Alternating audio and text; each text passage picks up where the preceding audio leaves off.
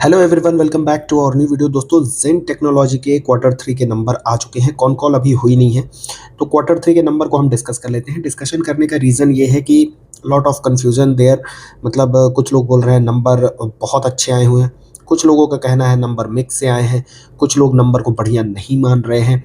तो एक बार हम देख लेते हैं और डाटा के साथ मैं आपको यहाँ पे डिस्कस करके चीज़ों को जो है तो क्लियर करने की कोशिश करूँगा। सबसे पहले वैल्यूएशन की बात करें तो पी जो है 57 का हो चुका है। नियरली 100 के पी के अराउंड स्टॉक कभी जो है तो वो ट्रेड किया करता था।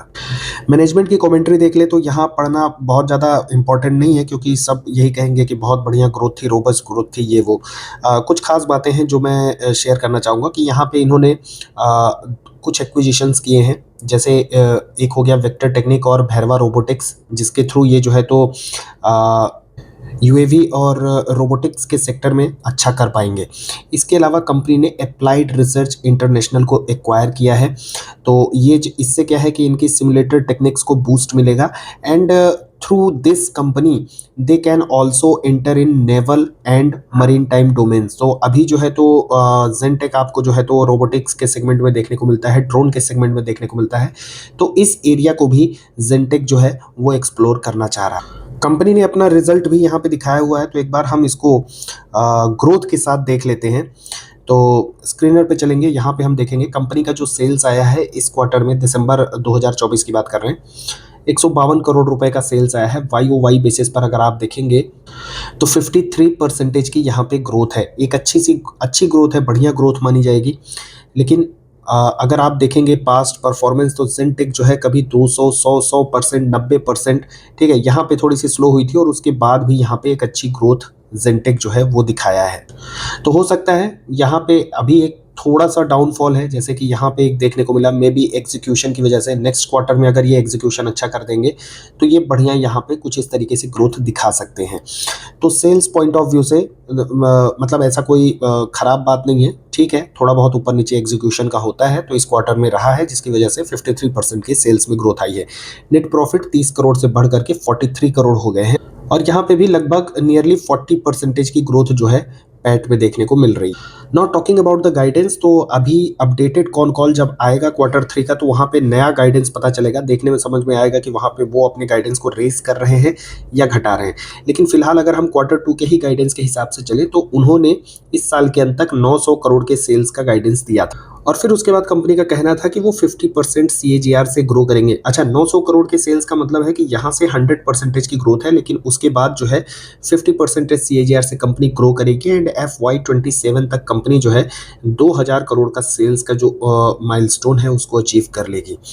लास्ट क्वार्टर में अगर देखा जाए मतलब क्वार्टर फोर FY24 की अगर हम बात करें तो वहाँ पे अगर आप देखेंगे तो 141 करोड़ की सेल्स मार्च वाले क्वार्टर में हुई थी।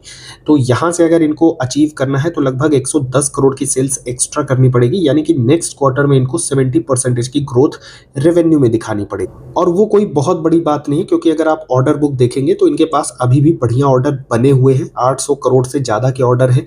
तो ये उस टाइप की जो ग्रोथ है वो दिखा सकते हैं। लेकिन यहाँ पे जो चिंता का विषय है वो है इनकी जो नए ऑर्डर्स जो नहीं आ रहे हैं, वो यहाँ पे एक थोड़ा सा चिंता का विषय है। क्योंकि लास्ट ईयर की बात करें तो मैनेजमेंट ने जो एस्टिमेट दिया था वो ये दिया था कि मार्च 2025 तक नियरली इनके पास जो है 1700 करोड़ के ऑर्डर्स होंगे।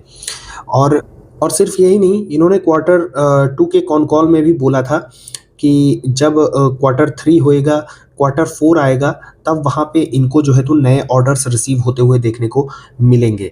तो अगर आप ऑर्डर बुक देखेंगे तो कंपनी यहाँ पे 250-250 करोड़ की सेल्स की है और आप देखेंगे कोई सिग्निफिकेंट जंप जो है वो ऑर्डर बुक में नहीं देखने को मिलेगा। इनफैक्ट ऑर्डर बुक धीरे धीरे रिड्यूस हो रही है, क्योंकि ऑर्डर का एग्जीक्यूशन तो बड़ा है, लेकिन अगर नए ऑर्डर्स रिसीव्ड की हम बात करें तो वो बहुत छोटे हैं।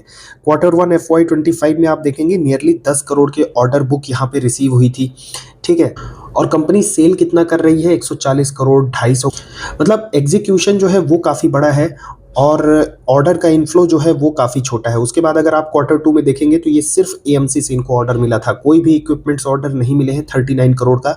एंड अगेन क्वार्टर थ्री में आप देखेंगे तो इक्विपमेंट से कोई भी ऑर्डर नहीं आया है, सिर्फ एएमसी से ऑर्डर आया है, that is very less, nearly 1 crore का, 1.5 करोड़ का।